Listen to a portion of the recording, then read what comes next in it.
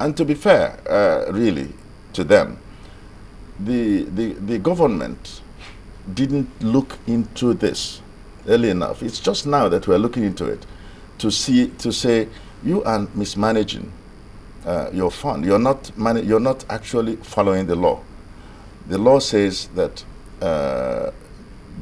that the workers should pay in a certain amount, and that the employer should pay in a certain amount. Yeah.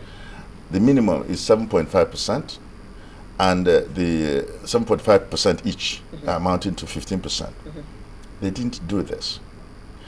So what we have decided to offer is, okay, from 2004 July 1, that government will pay your own component, that is the workers' component of 7.5, and also the employer component of 7.5, making it 15.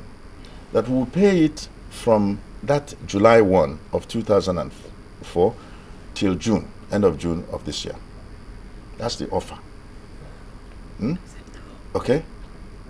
So they say, no, they want 25%. Meanwhile, they have not put in a penny. And not one penny has been put in.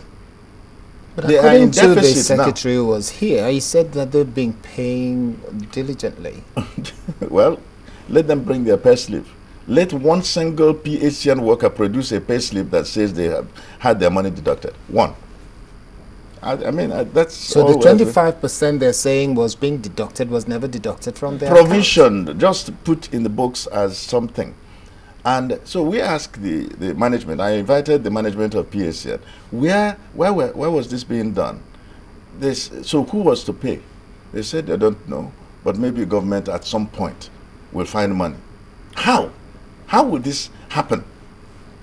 Now, that takes me to the area that incensed some of the people I've spoken with, Nigerians especially, who are saying, how did the government come to the agreement table where it was said that PHCN staff, with the problems we've had with electricity, to pay them 50% increase in salary?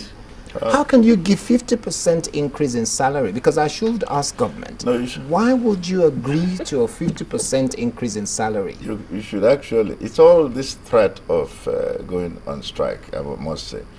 When the negotiating team on the part of government went to negotiate with the union, they claimed that what they want is 150% salary increase. I mean, I must tell you, the sector is running as if it's not part of this country. And what we are trying to do is to get them in line with Nigeria. This is Nigeria, this is this country, and the economy must match. The people's thinking must be the same, you know. So this sector, I'm sorry, some of the people there operate as if, I know that they're going to get upset about this, as if something is guiding them that's different from what guides everybody else. That is, they're not thinking on their own. They're being guided from somewhere else. So the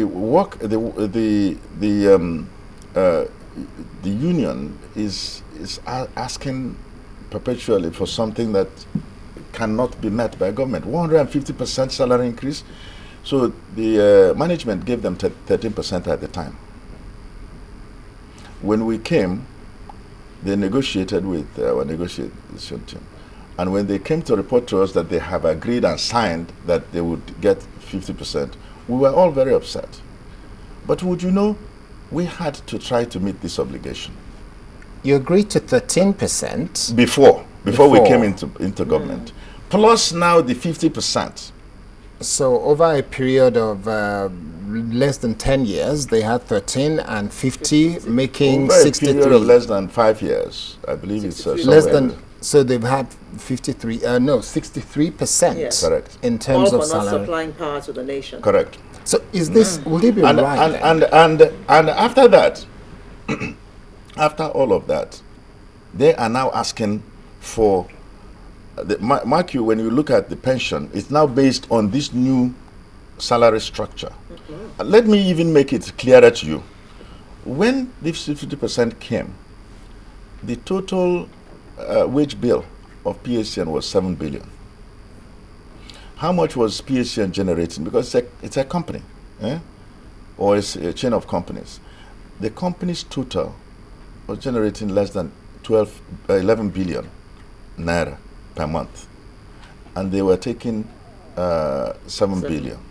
So if you now add the 50%, you won't have enough money to pay them.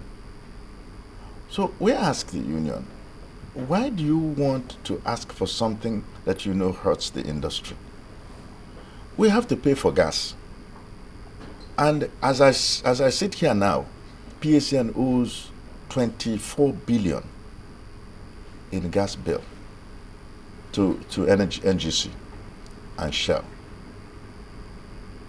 We owe, the only thing is that a lot of the power companies are still ours, but we have power companies like Ajib and Shell and Ibom Power and so on, and Transamadi that are not PHCN companies. We owe them for power purchase. The way the market is supposed to work is that when money is collected at the end of the month, you pay your invoices. What are your invoices? Power purchase. Power purchased by distribution companies, from power companies. And then the gas. You pay for the fuel. Or rather, the power companies pay for the fuel. We're not able to pay. Much of this money is going into salaries. So at that time, they had to now go to find ways of being more efficient in order to pay for salaries, and they couldn't pay for gas and power. That's the structure of the industry. So when somebody was asking for, people didn't see all that because people are owing for power they've consumed. They go to NEPA, and the NEPA man comes and says, "If you give me 2,000 naira, I'll connect you back." Exactly. That happens all the time. So, meanwhile, they don't have enough money to even pay their own salaries. The gross inefficiency of the sector, okay, the corruption level, going all the way deep to the people who collect from people, is part of this problem. If we are going to be efficient, then people need to work efficiently. One of the ways is to have transparent transaction between the distributor of power and the consumer of power, which means prepaid meter. We have set a timeline of 18 months to see that all the people get metered. Talking about prepaid meter, NERC did come out and say that those meters were free.